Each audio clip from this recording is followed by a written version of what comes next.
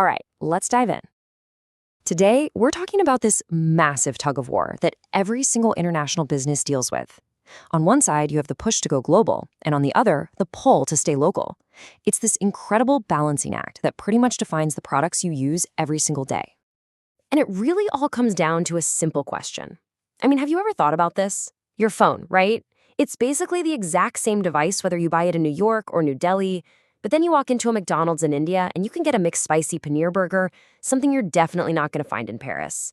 This isn't just a random choice. It is the perfect real-world example of the strategic tightrope that companies have to walk.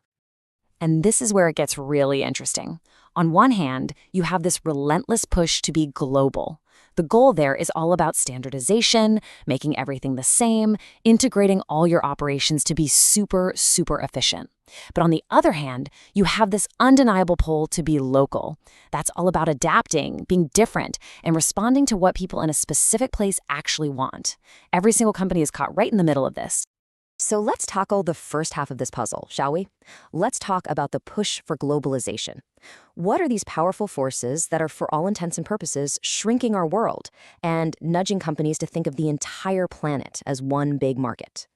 First up, and you might be surprised by this, it's politics. You see, long before a product can ever cross a border, governments have to be willing to open the door.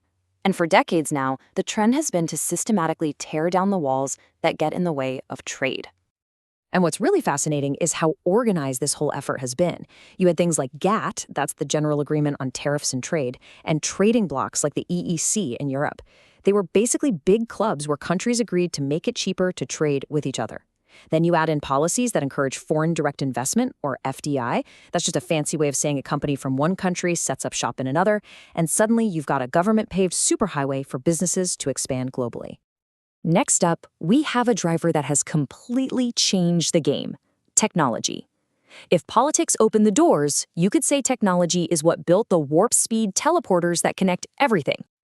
I mean, just think about it for a second. We have faster shipping, smarter manufacturing, and, oh yeah, the internet. These aren't just little conveniences. For a business, they slash what experts call coordination costs. The headache of managing a team on the other side of the planet used to be a nightmare. Now, it's just a quick video call.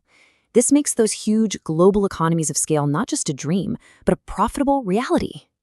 Now, this third driver hits a little closer to home because it's about us. It's about our tastes, what we want, and how, believe it or not, we're all becoming more and more similar, no matter where we live. You know, every time we travel or watch a big Hollywood blockbuster or binge watch a show from another country, we're actually taking part in this. It creates these shared experiences and expectations. And for businesses, well, this is a marketer's dream. It means they can create one standardized product with one global brand that works for almost everyone, everywhere. And finally, there's the last big push for going global. It's simple, it's powerful, and it's the oldest one in the book: good old-fashioned competition. Sometimes you go global not because you want to, but because you have to. So here's how that works. Imagine you're a company, and suddenly these super aggressive new competitors from places like Japan and Korea start expanding everywhere. Well, that forces your hand. You have to follow them just to stay in the game.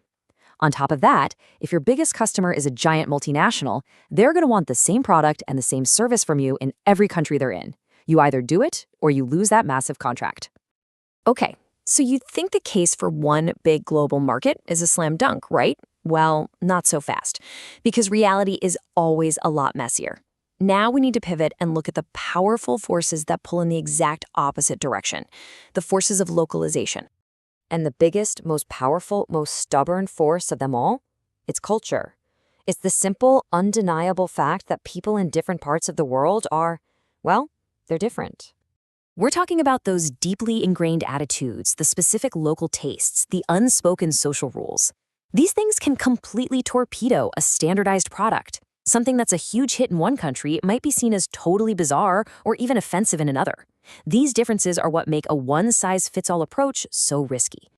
Next up, we have the technical drivers. These are the practical, nuts and bolts, day-to-day realities that can turn a single global product into a logistical nightmare. This could be something as simple as different electrical outlets or different safety rules, or it could be as complex as figuring out the local shipping networks.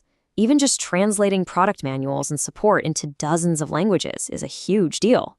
Every single one of these little things adds cost and complexity, and it just chips away at those big efficiencies that globalization promises.